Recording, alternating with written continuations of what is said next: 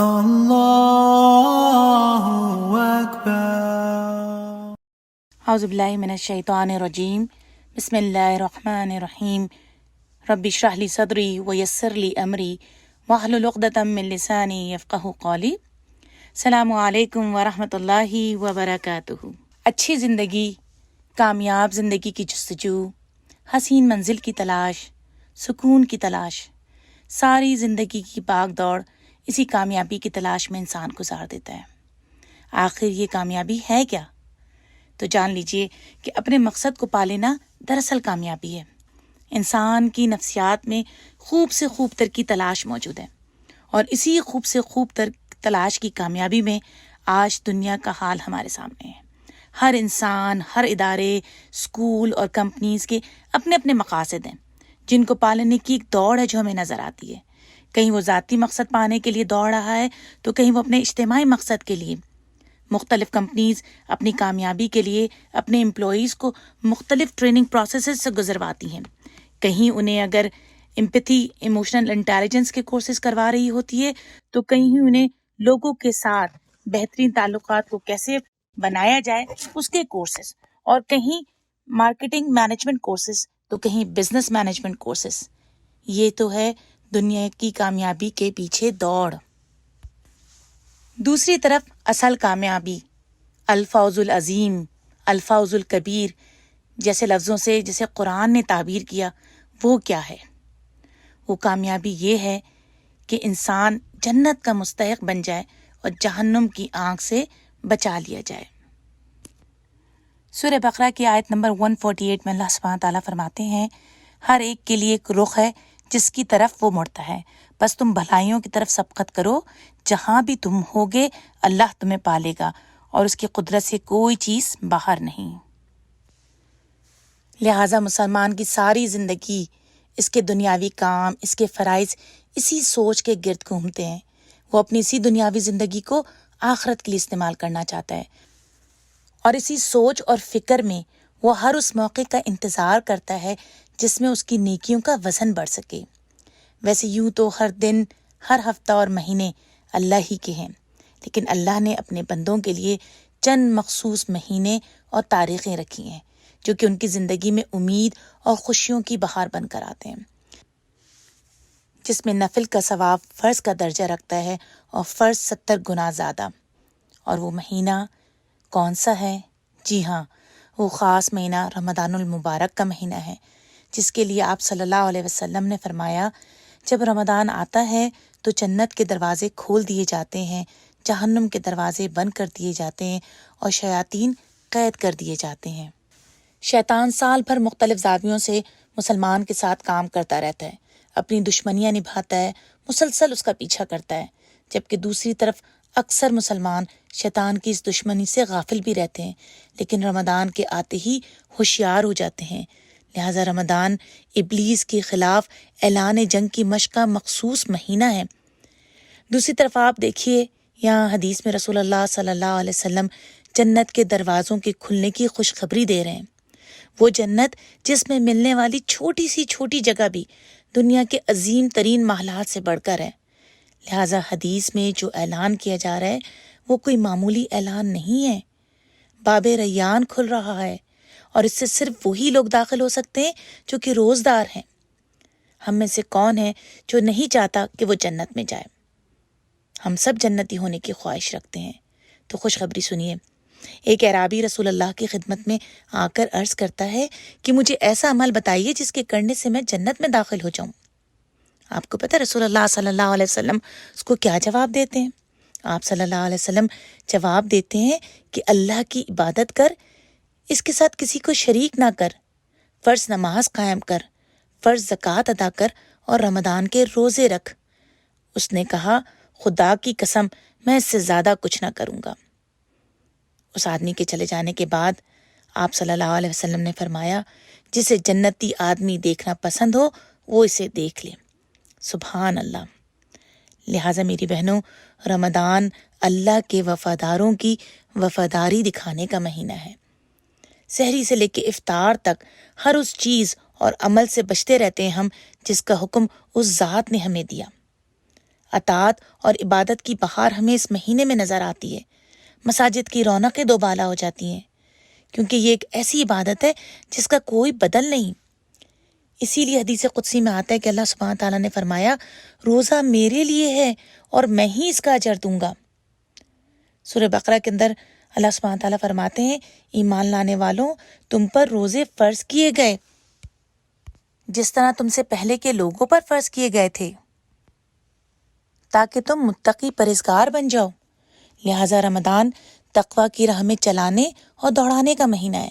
اللہ کی یاد میں 11 مہینے ڈوبے ہوئے سچے عاشقوں کی عاشقی دکھانے کا مہینہ ہے، جس میں اپنے وہ اس اللہ کے ساتھ تعلق کو عروج تک پہنچانے کے لیے کوشاں رہتے ہیں، اور اس کے لیے نہ وہ دن دیکھتے ہیں نہ رات۔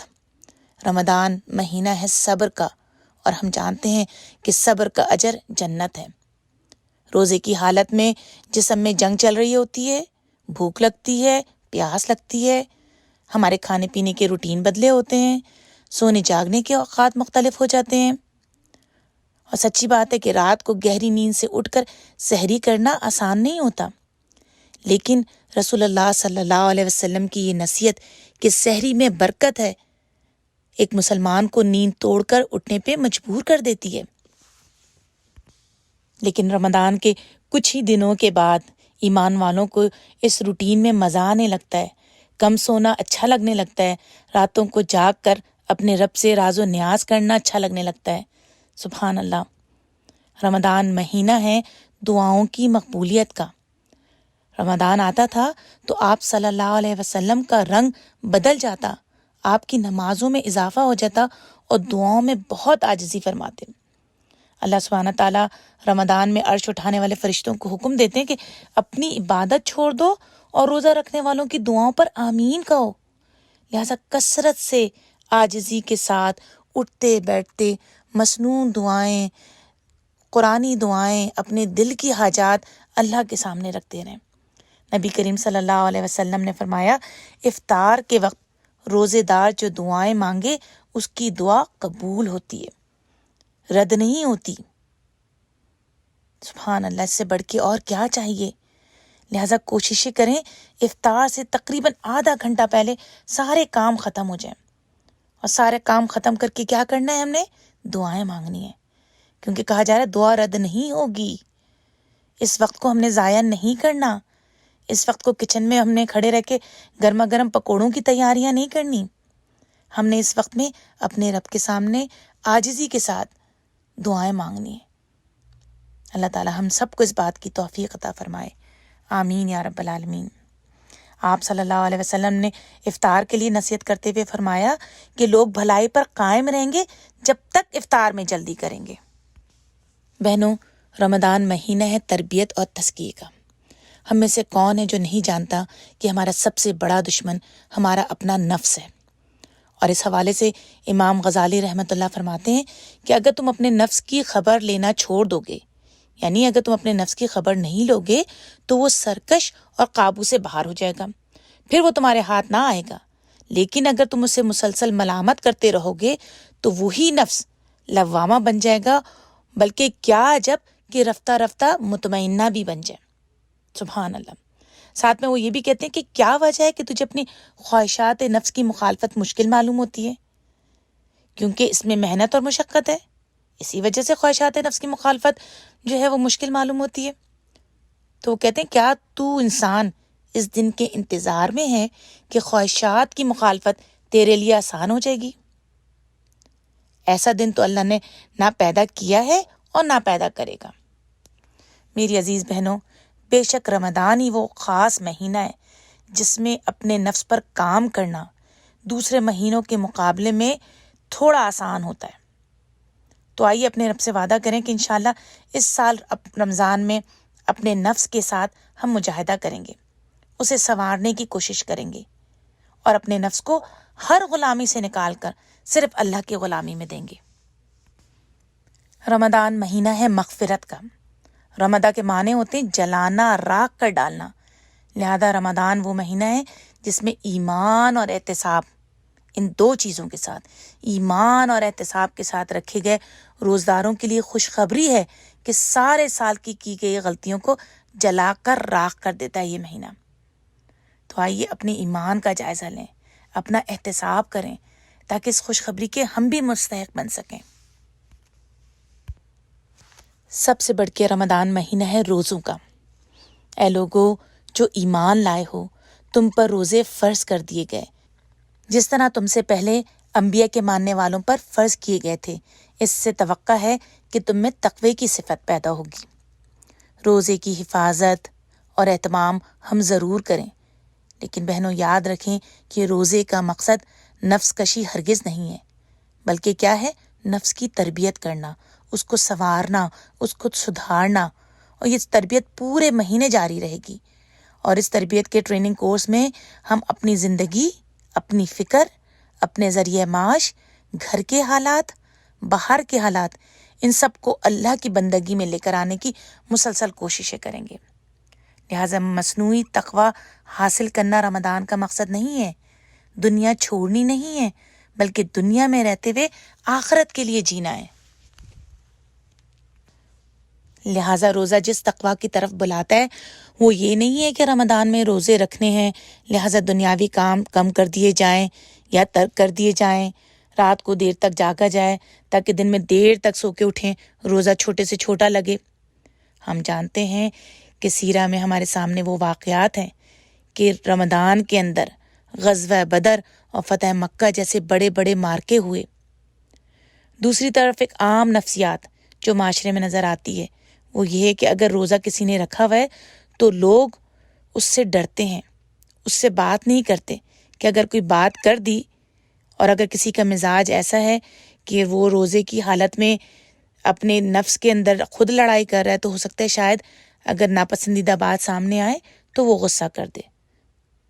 اگر کوئی بات کہہ دی تو وہ غصہ کریں گی بہن، اختلاف کر دیا اس بہن سے تو ہو سکتا ہے ناراضی ہو جائیں، اور اگر انہیں چھیڑ دیا تو شاید وہ لڑی پڑیں۔ آج ہم دیکھتے ہیں دنیا میں اینگر مینجمنٹ پہ بھاری فیسیں دے کے کورسز کروائے جاتے ہیں۔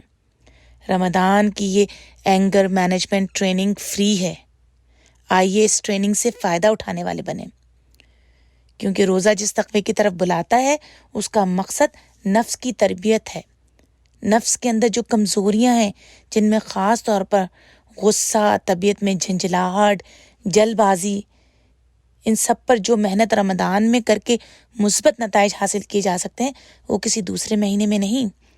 لہٰذا رمضان مہینہ ہے دوسروں کے کام آنے کا، دوسروں کے دکھ درد کو سمجھنے کا، اپنے غصے کو کنٹرول میں رکھنے کا، دلوں کو جوڑنے کا، جو اختلافات سال بھر میں کسی وجہ سے اگر ہو گئے ہیں انہیں دور کرنے کا، رنجشوں کو دور کرنے کا۔ اگر ہم رمضان میں بھی دلوں کو صاف نہ کر سکے، اختلافات دور نہ کر سکے، رنجشیں دور نہ کر سکے، دوسروں کے دکھ درد میں کام نہ آ سکے، تو پھر ہم نے رمضان میں کیا کیا؟ میری بہنوں، یہ وہ مہینہ ہے جس میں ہم اپنے حقوق اور فرائض کو احسن انداز میں ادا کر سکتے ہیں۔ یاد رکھیے کہ اس مہینے کا مقصد اس کے سوا کچھ نہیں کہ اللہ کی یاد اور اس کی سچی محبت اور اس کی ناراضگی سے بچنے کی خواہش کو ہم اپنے اندر زندہ تر کر سکیں۔ عزیز بہنوں، رمضان مہینہ ہے نظم و ضبط کا۔ جیسے دنیا کے ہر کام کا ایک سلیقہ اور قرینہ ہوتا ہے، اور اگر اسے اسی انداز سے نہ کیا جائے تو کام تو ہو جاتے ہیں لیکن اس میں حسن نہیں آتا۔ لہٰذا جتنی اچھی تیاری کی جائے اتنا ہی منظم کام اور خوبصورت کام نظر آتا ہے۔ لہٰذا امام غزالی رحمۃ اللہ کہتے ہیں کہ رمضان گزارنے کا بھی سلیقہ اور قرینہ ہے، جس میں چند اہم آداب یہ ہیں، جس میں سب سے پہلی بات وہ لکھتے ہیں کہ روزے میں نگاہ کو نیچے رکھتے ہوئے اللہ کا غلام بنا دو، زبان کی احتیاط کرو، جھوٹ، غیبت، تلخ کلامی جیسی موذی بیماری سے اپنے آپ کو بچاؤ، اپنے کانوں کی حفاظت کرو، کوئی ایسی بات نہ سنی جائے جو بد اخلاقی کی ہو، کیونکہ رسول اللہ صلی اللہ علیہ وسلم کی حدیث ہمارے سامنے ہے۔ آپ صلی اللہ علیہ وسلم نے فرمایا، جس شخص نے روزہ رکھ کر بھی جھوٹ بولنا اور جھوٹ پر عمل کرنا نہ چھوڑا تو خدا کو اس سے کوئی دلچسپی نہیں کہ وہ بھوکا اور پیاسا رہے۔ آخری بات وہ یہ کہتے ہیں کہ کھانے میں غذا صرف اتنی استعمال کی جائے جو جسم کو قوت بخش سکے، چاہے وہ سحری کا وقت ہو یا افطار کا وقت ہو۔ لہٰذا آج دنیاوی لحاظ سے جسم کی بہترین صحت کو برقرار رکھنے کے لیے فاسٹنگ کا رواج بڑھتا چلا جا رہا ہے، جس میں ماہر صحت بے شمار فوائد فاسٹنگ کرنے کے بتا رہے ہیں، یہاں تک کہ بلڈ پریشر اور شوگر جیسی بیماریوں کو کنٹرول کرنے کے لیے فاسٹنگ تجویز کی جاتی ہے۔ کبھی بات جو ہے وہ انٹرمیڈنٹ فاسٹنگ کی ہوتی ہے، جس میں 20 گھنٹے کا روزہ اور 4 گھنٹے کی ونڈو کھانا کھانے کی ہوتی ہے، تو کہیں 18 گھنٹے کا روزہ اور 6 گھنٹے کھانے کے ہوتے ہیں۔ کہیں بات جو ہے 1 ڈے میل کی ہو رہی ہوتی ہے اور کہیں آلٹرنیٹو ڈے فاسٹنگ کی بات کر رہے ہوتے ہیں۔ اور ان ساری باتوں سے مقصود ماہر صحت کا کیا ہے کہ اس سے مقصود یہی ہے کہ بہترین دماغی صحت، جسمانی صحت اور روحانی صحت۔ سبحان اللہ، اس چاہنے والے رب نے ہم پر 1 مہینے کے روزے فرض کر کے ہمارے لیے آسانی کر دی۔ اگر چوائس ہوتی تو مہینے بھر ہم روزے نہیں رکھ پاتے۔ اور فرض کیوں کیے روزے؟ اس لیے کہ ہماری روحانی اور جسمانی اور دماغی صحت کے لیے یہ ٹریننگ ضروری تھی۔ اس مہینے میں یہ عادت ڈلوا دی تاکہ رمضان کے بعد بھی روزے رکھنے کا یہ عمل جاری رہ سکے۔ خاص مخصوص دنوں کی فضیلت احادیث میں بھی موجود ہے، جیسے کہ ایام بیعت چاند کی 13، 14 اور 15 تاریخ کے روزے رکھنے کے حوالے سے خوشخبری ہے۔ رسول اللہ صلی اللہ علیہ وسلم نے فرمایا، ایک رمضان سے دوسرے رمضان کے درمیانی عرصے میں ہر مہینے 3 دن ایام بیعت کے روزے رکھنا عمر بھر روزے رکھنے کے برابر ہے۔ سبحان اللہ۔ رمضان مہینہ احساس جواب دہی کا۔ کس چیز کی احساس جواب دہی؟ ہر لمحہ رمضان ہمیں یاد دلاتا ہے کہ ہمیں اپنے ہر کام کا حساب ایک دن دینا ہے، اور یہی احساس پھر ہم سب کو متحرک کرتا ہے، اور متحرک اس بات پہ کرتا ہے کہ ہم اپنی زندگی کے مختصر عرصے میں ایسے کام کر جائیں جس سے اللہ ہم سے راضی ہو جائے اور ہم شرمندگی سے بچ سکیں۔ لہٰذا رمضان مہینہ ہے اجتماعی عبادت کا، جہاں ایک طرف انفرادی تربیت اور تزکیے کا عمل جاری رہتا ہے، وہاں دوسری طرف اس اجتماعی ماحول میں نیکی کرنا آسان ہو جاتی ہے۔ ہر کوئی نیکی کی دوڑ میں آگے سے آگے بڑھ رہا ہوتا ہے۔ لہٰذا رمضان میں ہمیں انفرادیت اور اجتماعیت، ان دونوں کا توازن اللہ سبحانہ تعالیٰ سکھاتے ہیں۔ رمضان مہینہ ہے وقت کے صحیح استعمال کے سیکھنے کا، ٹائم مینجمنٹ کے ساتھ چیزوں کو، اپنے روٹین کو پرائرٹائز کرنے کا۔ سال بھر میں ہم وقت نہ ہونے کی شکایت کرتے ہیں، اللہ سبحانہ تعالیٰ اس 1 مہینے کے ٹائم مینجمنٹ کورس میں ہمیں یہ سجھواتے ہیں کہ ہمارے پاس ٹائم ہے، لیکن ترجیحات کا صحیح تعین نہیں۔ آج دنیا میں بڑھتی ہوئی سوشل میڈیا کی یلغار نے پہلے تو صرف بچوں کو مصروف کیا ہوا تھا، اب تو بڑے بھی اس سے بچے نہیں رہے۔ آپ کمرے میں اگر چند بڑے اور بچوں کے ساتھ 1 گھنٹے کے لیے مل کر بیٹھیں تو فون سے دوری کسی کو برداشت نہیں، تھوڑی ہی دیر کے بعد اپنے اپنے فون جیبوں سے باہر نکل آتے ہیں۔ اس بڑھتی ہوئی بیماری کو دیکھ کے فون کمپنیز نے اسکرین ٹائم فونز پہ بلٹ ان کر دیا کہ ہر کوئی یہ دیکھ سکے کہ وہ ٹوٹل کتنا وقت فون کے ساتھ لگا رہا ہے اور کس کس جگہ پر کون سی ایپ جو ہے وہ کتنی دیر استعمال کر رہا ہے۔ میری بہنوں، رمضان میں ہم اپنے گھروں میں مہم چلائیں، مقابلہ کرائیں، سوشل میڈیا کا ٹائم کم سے کم ہو اور قرآن کی تلاوت اور تدبر کا وقت زیادہ سے زیادہ ہو۔ آخر میں سب سے اہم بات، رمضان مہینہ ہے قرآن کا، شہر رمضان شہر القرآن۔ اللہ سبحانہ تعالیٰ فرماتے ہیں رمضان وہ مہینہ ہے جس میں قرآن نازل کیا گیا، جو انسانوں کے لیے سراسر ہدایت ہے اور ایسی واضح تعلیمات پر مشتمل ہے جو راہ راست دکھانے والی اور حق اور باطل کا فرق کھول کر رکھ دینے والی ہے۔ اس کے بعد اللہ تعالیٰ انہی آیات کی میں آگے فرماتے ہیں کہ اللہ تو تمہارے ساتھ نرمی کرنا چاہتا ہے، سختی نہیں کرنا چاہتا، لہٰذا اس پر اللہ کی کبریائی کا اظہار کرو اور شکرانہ بھی کرو۔ سبحان اللہ۔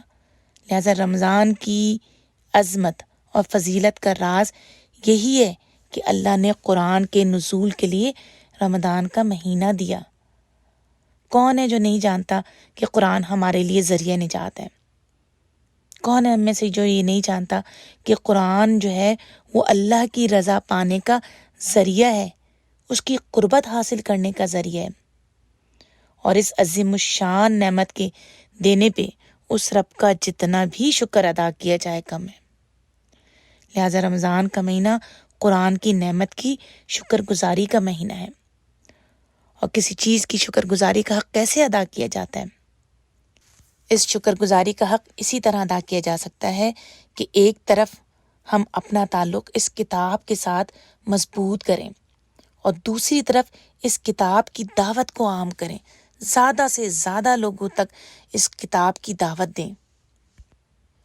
عزیز بہنوں، اللہ کی عبادت اور شکر دو ایسی صفات ہیں جن کو اگر ہم رمضان میں اپنی عادت بنا کر رمضان کے بعد بھی جاری رکھیں تو یقین مانیے معاشرے سے اس وقت جو حقوق کی پامالی ہے، آپس کے جو جھگڑے ہیں، جو تنگ دستی، ناانصافی، غربت ہے، یہ اور اس جیسی بہت سی بیماریوں کو بتدریج دور کیا جا سکتا ہے۔ رمضان کے اس تربیتی نظام سے اگر واقعی مسلمان رہنمائی حاصل کریں تو رمضان کی برکات کے اثرات بقیہ 11 مہینے میں محیط رہتے ہیں۔ اللہ سبحانہ تعالیٰ نے رمضان کے اندر لیلۃ القدر جیسی رات دی، جس کے لیے رسول اللہ نے فرمایا کہ جس نے لیلۃ القدر میں ایمان کے ساتھ ثواب کی نیت سے قیام کیا اس کے گزشتہ تمام گناہ معاف کر دیے جائیں گے۔ آئیے ارادہ باندھیں کہ اپنے رمضان کے قیام کے لیے شعوری کوششیں کریں گے، رمضان میں انفاق فی سبیل اللہ کا اہتمام کریں گے، کیونکہ حضرت عبداللہ بن عباس فرماتے ہیں کہ رسول اللہ صلی اللہ علیہ وسلم لوگوں کے ساتھ بھلائی کرنے میں بہت سخی تھے، لیکن رمضان میں اور بھی سخی ہو جاتے۔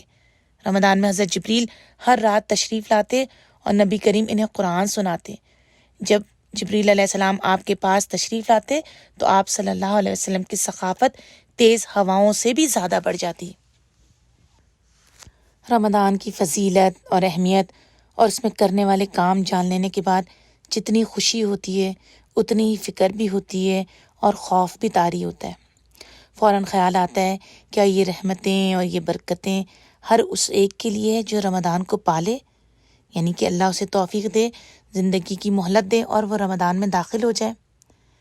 لیکن کہیں ایسا تو نہ ہی کہ وہ رب تو اپنی رحمتیں اور مغفرتیں بکھیر رہا ہو لیکن بہت سے ایسے ہوں جو خالی ہاتھ رہ جائیں، کیونکہ ہم اس حقیقت کو بھی جانتے ہیں کہ بارش ہوتی تو سب کے لیے ہے لیکن فائدہ مختلف ندی نالے اور تالاب اپنی وسعت اور گہرائی کے مطابق ہی پاتے ہیں۔ جتنا فائدہ زرخیز زمین اٹھاتی ہے اتنی بنجر زمین نہیں۔ بالکل یہی حال انسانی فطرت کا بھی ہے۔